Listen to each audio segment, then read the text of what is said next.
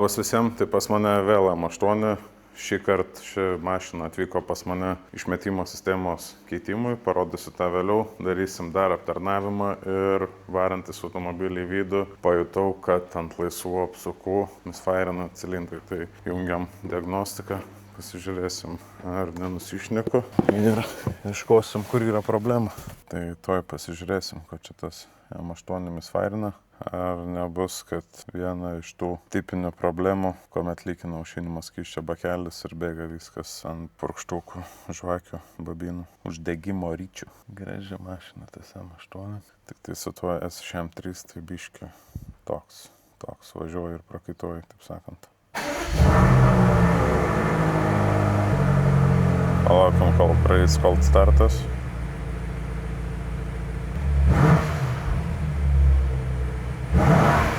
Kokias panašu, kad viskas gerai, bent jau šiai pusėje. 9 štukų hebrytė. O prie 100 jau būna įdėklai sako viso gero. Arba koks švaikstyklis per bloką išlindęs pasako labą dieną. Gal mane užgliūčino? Panašu, kad viskas gerai.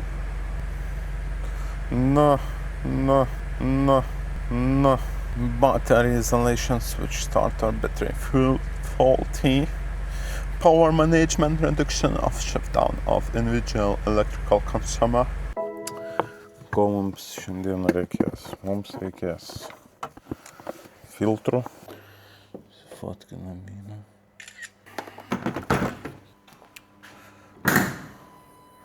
Oh yeah, baby, yeah. Nu ką, padarom soundchecką su stokiniu išmetimu.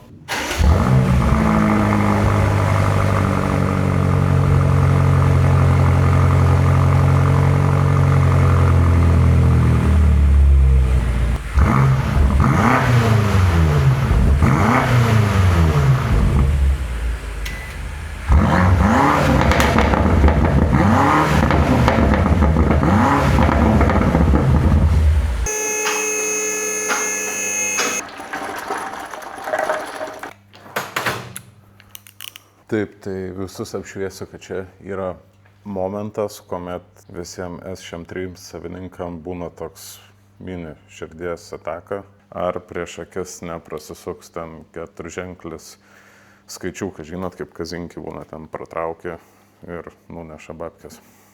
Ne visai supratusius, ar galbūt neteisingai supratusius, apšviesiu, kad alyva yra pagrindinis ženklas, pagal kurį galima inspektuoti, kokia variklio būklė yra viduje.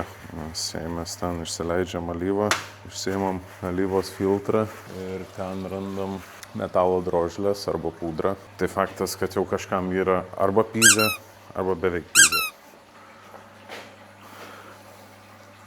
Na ir tokie remontai, žinoma, niekada pigiai nekainuoja. Čia viskas gražu. Pagal alyvą buvo galima spręsti, kad viskas čia turi būti okei, bet pasižiūrėsim filtrą. Ten dažniausiai atsiveria visos kortos. Viskas čia pas mus švaru, gražu. Tai ką, turim Dachlerio išmetimą. Tiesą pasakius, pirmą kartą aš jį girdžiu ir matau, bet šitą vėliavėlę man iš tikrųjų daug žadanti yra. Aš ją pasitikiu. Tai ką, darom unboxingą.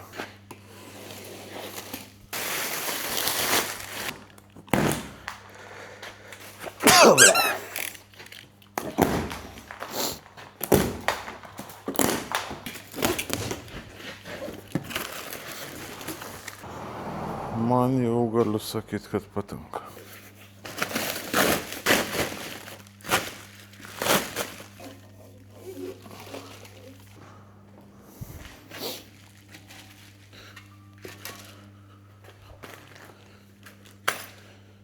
Tai ką, turim tokį grožį, reikia įsimest čia.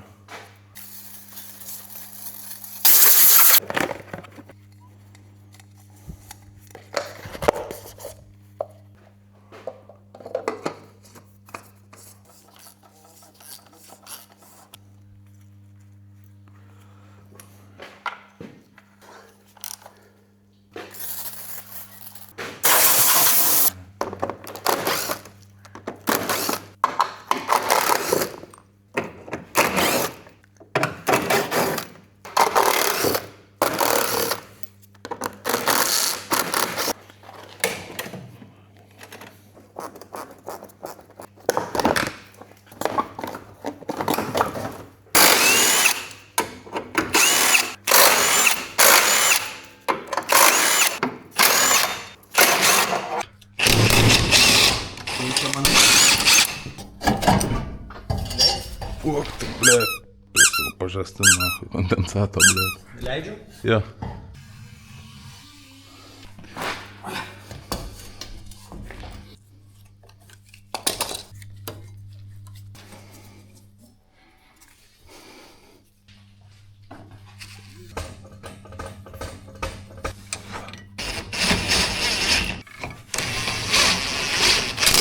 Tai ką, dachleris pastatytas jau vietoj. Truputėlį reikėjo pasižiūrėti su juo. Ne visai viskas idealiai tiko, bet taip jau būna su aftermarketo dalykais, kad kartais tenka įdėti truputėlį daugiau pastangų tam, kad dalykas atrodytų gražiai, tvarkingai ir savo vietoje. Nu ką, altyvą su filtrais pakeisti, išmetimas sumontuotas, varom, padarysim soundchecką.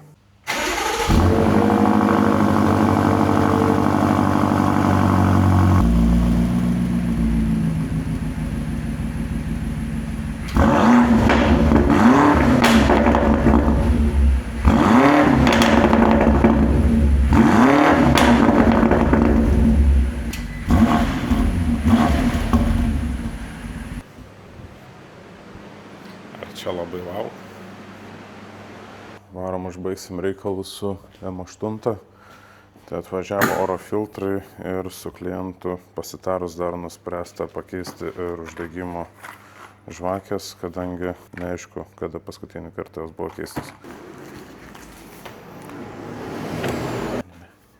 Gyvūna, taip kaip norit.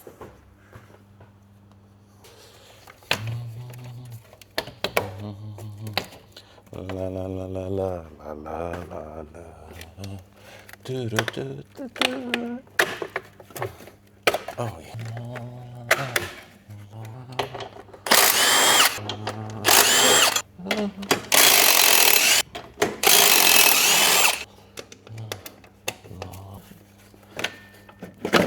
Oh yeah, baby.